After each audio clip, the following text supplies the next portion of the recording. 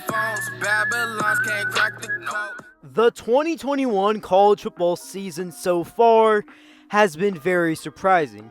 We have top 25 teams getting upset every week, and we have guys who were not expected to really be competing for the Heisman Trophy at all, being considered as Heisman finalists, and guys who were expected to be Heisman finalists who are struggling so far this season.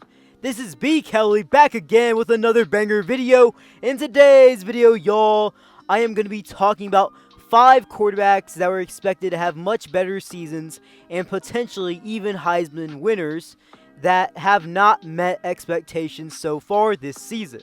All of it could be due to different reasons, such as getting benched, injuries, or just straight up not meeting the expectation with their play at all. Now, before I move on with the video, remember to smash that like button and subscribe if you haven't already, as we are on the road to 10K. Now, let's get into it. The first player I'm going to be talking about in today's video is DJ Uiagalelei from Clemson. Now, heading into this season, DJ had a lot of hype along with the Clemson team that was expected to win the ACC, go undefeated, and be back in the college football playoff. People thought DJ had a real shot at being a Heisman finalist and potentially even being a Heisman winner this season. Now, they had this to thank, rightfully so, because DJ started in 2 games last season for Clemson, and he looked really good. And in the 9 games he played in 2020, he threw 5 touchdowns, 0 interceptions, rushed for 4 touchdowns, threw for 914 yards, and completed 67% of his passes. What could go wrong? It's not like he can't get any better with showing this much progress in the 2 games he played in as a true freshman. But that's far from the truth, as so far in 2021, he struggled along with Clemson's offense, which is one of the worst scoring offensives in all of the FBS Division I level, averaging 20.5 points per game, which ranks as 113th in the nation. So far this season, he has completed 56% of his passes, has thrown for 974 yards, 4 touchdowns, 3 interceptions, and 2 total rushing touchdowns on the ground so far in 6 games played. Clemson is currently 4-2 with losses to Georgia and North Carolina State.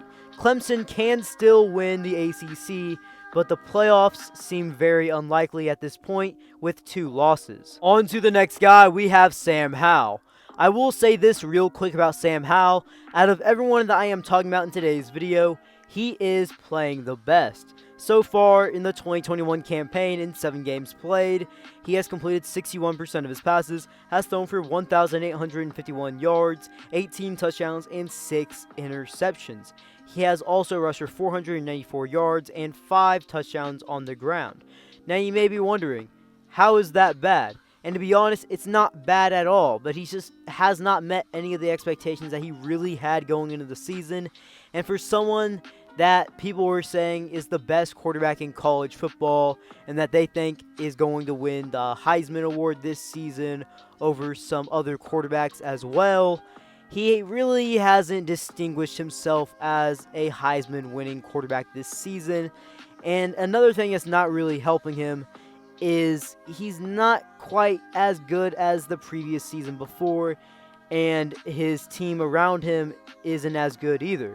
North Carolina was expected to be a playoff dark horse. This was their season to win the ACC, and so far North Carolina has been disappointing. They are currently 4-3. It's going to be very unlikely that they make it to the ACC championship game. They're going to have a lot of luck for that, and they are completely eliminated from the playoffs. Next up, we have JT Daniels. I know people will be mad about this because JT Daniels has only played in 3 games so far this season, and I understand that. But something else you have to take into account for is he's only played in 3 games so far in their season, and that's not really going to make you a Heisman finalist anytime soon unless he just comes back and is absolutely 100% perfect. Something else I take into account for is, yes, he's played in 3 games, but he has not really been the most impressive quarterback in those 3 games. He has completed a high percentage of his passes, completing 76% of his passes. he has thrown for 567 yards, which in 3 games played is not the most. He has thrown 5 touchdowns, but he has also thrown 2 interceptions. He's not playing bad by any means, but when he's playing, when he's healthy in this season, he's not exactly putting up the most eye-popping numbers that scream Heisman finalist or Heisman quarterback. On to the next player, we have D'Eriq King, Miami's quarterback. In my opinion, D'Eriq King has it the worst out of everybody in this video. Going in, if Miami was good and he put up similar numbers to 2018 at Houston, he was going to be a real threat for the Heisman Trophy and was going to be a Heisman finalist. The thing is, there's a huge problem, as none of those things were met at all. Miami's been struggling all season. They're 2-4, and D'Eriq King is out for the season, only being able to play in 3 games. And even in those 3 games, he really didn't look like his best self, as he did complete 66% of his passes. He threw for 767 yards, 3 touchdowns, and 4 interceptions, and 0 rushing touchdowns on the ground, as he did not look like the same quarterback on the ground prior to his torn ACL. The thing that really stinks with this about D'Eriq King is that this is his last year of college football, and he just ended his 2nd straight season on a season-ending injury. Now, granted, the last time he had one was in a bowl game versus Oklahoma State, and this one's very early on in the season, in a season where D'Eriq King really has to improve his draft stock for the 2022 NFL Draft, and ending with an injury while you're not really playing your best is not the best look for him to improve his draft stock that's already pretty low. And this could be the last time D'Eriq King plays football, and maybe the last time he plays quarterback, as the future is going to be very unknown with his NFL career, potentially because of injuries, and only time will tell. If you have made it this far in the video, the final guy that I am going to be talking about in today's video might not surprise you at all, as it is Oklahoma's quarterback, Spencer Rattler. Heading into the 2021 season, Spencer Rattler was expected to be the Heisman winner. Not only that, he was also expected to be the #1 pick in the 2022 NFL Draft. And he was coming off a season in which he started off very slow, but he finished very strong.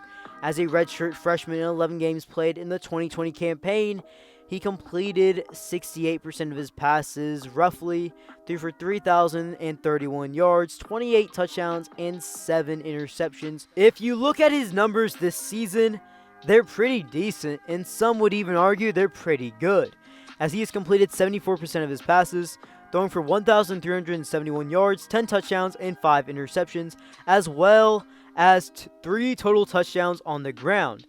The big thing is, however, is OU's offense really was not clicking versus all their opponents, except like Western Carolina, in which they completely slaughtered. Not only that, they were winning games by 1 possession. Then Spencer Rattler got benched for the 2nd time in his career versus Texas. The difference is, he would only come in for a 2-point conversion in the 2nd half of this game, and ever since then, he has been Caleb Williams' backup quarterback, as he's currently the 2nd string quarterback for OU. People who are supposed to be #1 picks in this upcoming draft and a projected Heisman winner aren't really supposed to get benched during the middle of the season and completely lose their job to their true freshman 2nd string quarterback. I still think Rattler is a good quarterback, but he has 100% been disappointing this season.